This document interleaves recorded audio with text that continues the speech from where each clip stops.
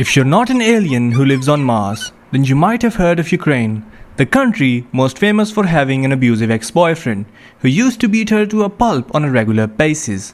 But then she fell in love. Aww. But despite all the promises, this guy was no good. An abusive household.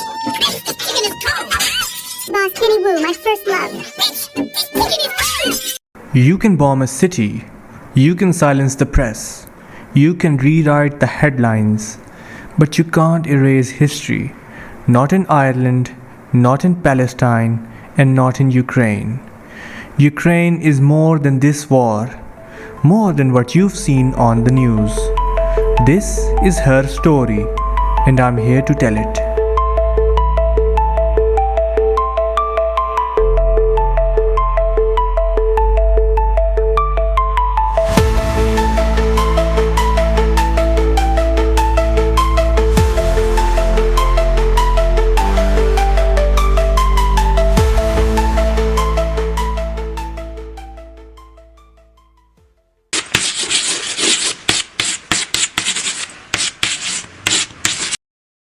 Our story starts with this handsome guy. Now, you might even recognize him. His name is Neanderthal. Now, Neanderthals were the predominant species that used to inhabit the area of modern-day Ukraine. They lived at a time known commonly as the Middle Paleolithic Period, about 250,000 to 40,000 years ago. Modern archaeological studies and excavations have found remnants of Neanderthals in Ukraine at mainly 3 sites: Moldova, Khortytsia, Ambrosivka.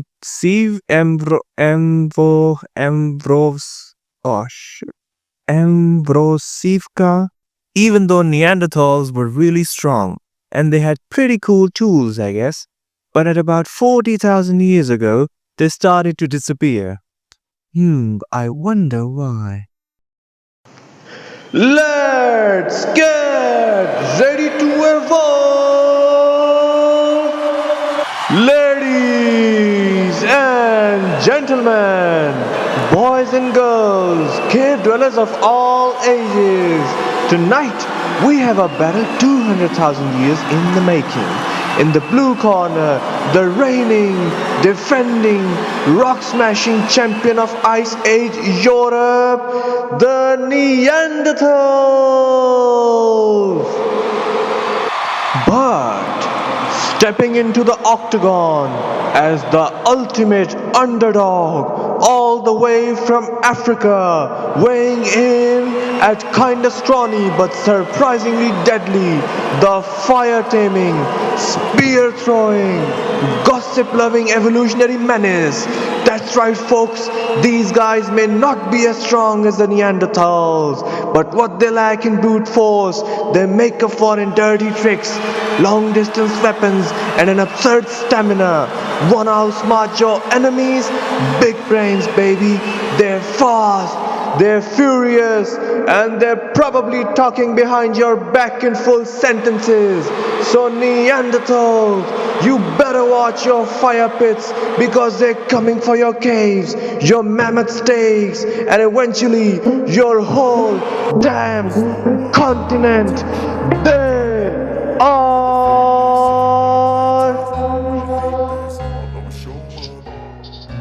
I don't ever slow up, no I don't take shit. I got no love for the fakeness. If you wanna play tough and wanna hate this, I'll always show up and make a statement. I don't ever slow up, no I don't take shit. So, the Neanderthals disappeared about 40,000 years ago due to competition with the Homo sapiens, in which you probably now realize the Homo sapiens came out on top. Scoreboard! Scoreboard! Oh, what happened to your friend? Hey, I know that guy. I killed him. He cried like a pig. Now, this marked the beginning of the era of the Homo sapiens as a predominant entity in Ukraine, also the rest of Europe, and perhaps even the entire world, which is prevalent to this day. Duh. The ancient timeline of Ukraine is divided into certain distinct portions and periods which we are now going to discuss. As we've discussed before, the arrival of Homo sapiens into this region marked the beginning of the Upper Paleolithic period, which was around 45,000 to 10,000 BCE. Now, a brief summary of different Paleolithic periods show that the starting point was the Lower Paleolithic period, which was about 3.3 million years ago to 300,000 years ago. marked by the presence of Homo erectus and Homo habilis. Now, something should have clicked in your mind when you heard the name Homo erectus. Homo erectus? Why were they named this way? Did they get a reaction looking at each other? What are you even... What? No, that's not even... Homo erectus are considered the ancestors of the Homo sapiens, and they were called Homo erectus because of their upright posture, not because they got erections and stuff. So, coming back to the point, Homo erectus were present in the lower Paleolithic period, and then we quickly move on to the middle Paleolithic period, and we observe that the Neanderthals, as we have already discussed, were present at this moment in time. And then comes the upper Paleolithic period, in which the Homo sapiens replaced the Neanderthals, who subsequently went extinct. The upper Paleolithic period is the last subdivision of the Old Stone Age, and archaeological discoveries at the Mezene cultural site show evidence of this fact. Located in the Chernihiv Oblast of Ukraine, at the bank of the Desna River in Novhorod Severskyaya Rayon of Chernihiv Oblast, northern Ukraine, near the village of Mezene. As you can see, this shows Chernihiv Oblast in northern Ukraine, and here is the Desna River passing through the Chernihiv Oblast. And this right here is the Mezene village, where the artifacts of Homo sapiens were found. Famous for its mammoth bone huts, jewelry and early artwork. And there is one more thing that the Mezene cultural site is also famous for. Moving on. There are also other two cultures present at this time, though not as significant as the one found at Mezene. They are the Mesolitic culture. They are also known for their large mammoth bone house settlements, and the Epigravatian or Gravatian culture remnants. They are also dated to be around this time. The advent of one of the most important age in human history, the age of agriculture. It was at this time during the Mesolithic and Neolithic periods when agriculture began. Well, there is one thing that you keep saying that I do not understand. What do these words, Paleolithic, Neolithic, Mesolithic, even mean? Well, creepy Russian guy, that's actually a good question. Briefly, these actually describe the different periods of the Stone Age. Lithic comes from the Greek word meaning stone, and Paleo comes from the Greek word meaning old, Meso meaning middle, and Neo meaning new. So Paleolithic is Old Stone Age, Mesolithic is Middle Stone Age, and Neolithic is New Stone Age. Homo sapiens during the Mesolithic and Neolithic age in Ukraine consisted mostly of hunter-gatherers and farmers. The Dnieper-Donetsk culture that was about 7000 to 5000 BC ago showed evidence of hunter-gatherer tribes, and evidence of the farming and agriculture tribes were prevalent at the Bug-Niester culture that was present at about 6500 to 5000 BC. Chalcolithic age, or more commonly known as the Copper Age. This was a period humans started using metals, especially copper, into their craft, tools, and weapons. In Europe, especially Ukraine, the Trypillia culture is widely regarded as one of the first true civilization. They had a pretty cool city, they had awesome weapons and tools, and surprisingly, they had a profound love for Latinas. Sorry, it's just the sculpture of one of their goddesses. I'm so sorry. Why are you angry? It's a joke! It's a joke! Forgive me, I made a little joke! Okay, so coming back. The Trypillia culture had huge settlements, even having up to 15,000 people. The largest in Europe at the time. As you can see, it extended from eastern Romania, Moldova, and then it included the western part and then the central part of Ukraine, especially the Dnipro region. And if we compare it to other civilizations at the time, we can see that it's one of the earliest ones in the history of the entire world. Now, if we talk about the decline of this civilization, there are a lot of hypotheses and speculations, one of which is that the Yamna culture was responsible for the decline of the Trypillia culture. But nevertheless, it clearly points towards the fact that a Ukrainian civilization, Trypillia was one of the earliest civilizations to lay the foundation of European culture as we know today. So, Bronze Age was a time when humans started becoming cool. The Bronze Age began when humans learned to smelt copper and tin together to create bronze, which is harder and more durable than stone or copper alone.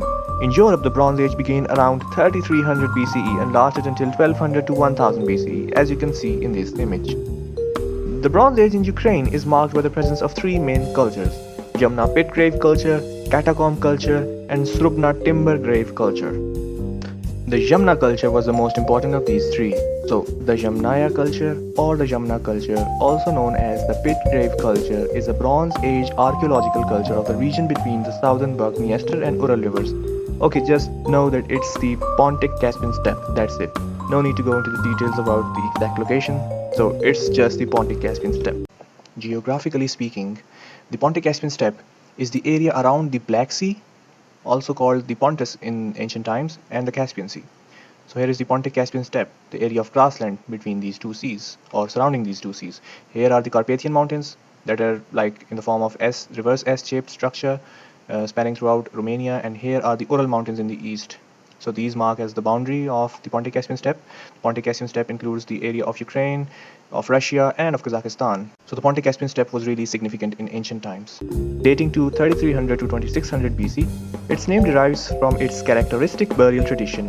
Yamnaya is a Russian adjective that means related to pits. And as we've discussed in the previous portion, when we've discussed the Chalcolithic period, you know, the Yamna culture was most likely responsible for the decline of the Trypillia Cucutini culture. That was like the most prolific culture at the time in the Chalcolithic period.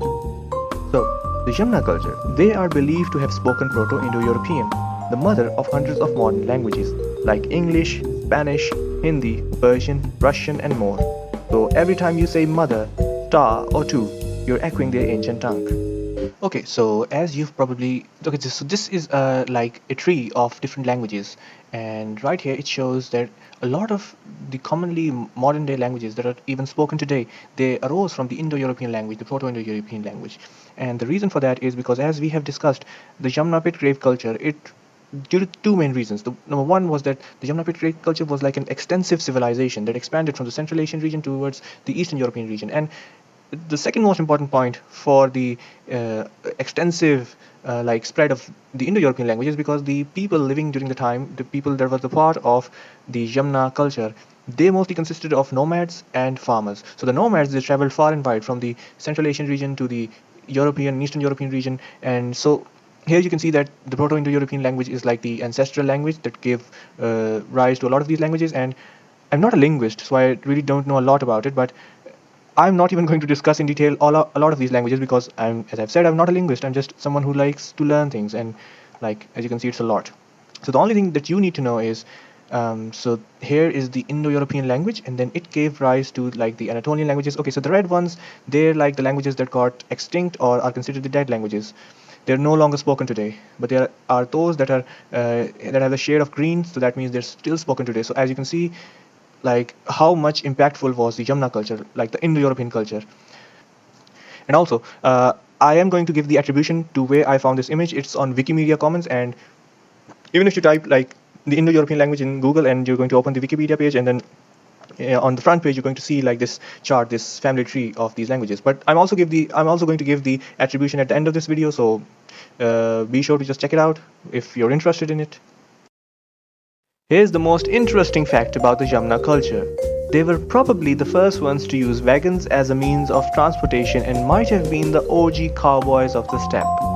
Yeah, because this culture was most likely responsible for the domestication of horse. You know, horses, man's true best friend. Well, as a matter of fact, dogs are actually man's best friend, not horses. As a matter of fact, you need to shut the hell up, Sparky. Okay, Sparky, you wanna dance? Let's dance. Everybody says dogs are man's best friend. Wrong. You know who really held it down? Horses. Did the dog carry knights into battle? Nope. Did the dog plow your great-great-granddaddy's field? Didn't think so. Horses were the Uber, the tractor, and the tank of ancient times, all in one majestic galloping package. I'm on a roll, son. Dog barks at the mailman. Horse delivers the actual freaking mail across mountains in winter with no GPS, son. They didn't just help us survive, they helped us build civilization. And what did we give them? Retirement and a bomb with a goat as a roommate. So next time someone says dogs are man's best friend, look him in the eye and say... So, Ukraine during the Bronze Age was a crossroads between Europe and Central Asia, between being nomads and settled farmers, with migratory and linguistic influences that spread across the whole Eurasian continent. The decline of the Yamna culture in Ukraine was not so much a disappearance, as it was a process of gradual evolution. Environmental pressures, internal socio-cultural developments, and dynamic interactions with neighboring and emerging groups led to the transformation of Yamna traditions into those of successor cultures like the catacomb culture, as we've discussed before. Now, this evolutionary process laid part of the foundation for the later cultural landscapes of the Bronze Age, and the extensive migration of the nomads of the Yamna culture resulted in the sprinkling of their genetics, which influenced the genetic and cultural DNA over Asia and Europe, as we have discussed in detail before.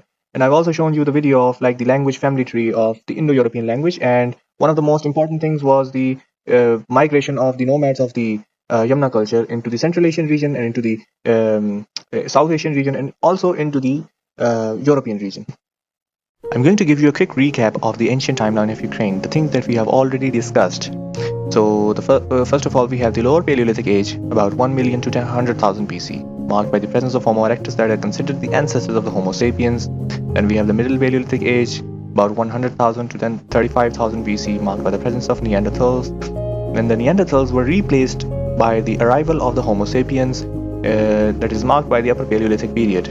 The remnants were mainly found at the Mycenaean cultural site. Then we have what we really discussed in a combination were the Mesolithic and the Neolithic periods, and they were marked with the presence of the Dnieper-Donetsk culture and Bagniester culture. Then we have the Chalcolithic Age, that is commonly known and widely known as the Copper Age, and it was marked by the Trypillia culture or Trypillia civilization, and it was one of the first civilizations in the entire world.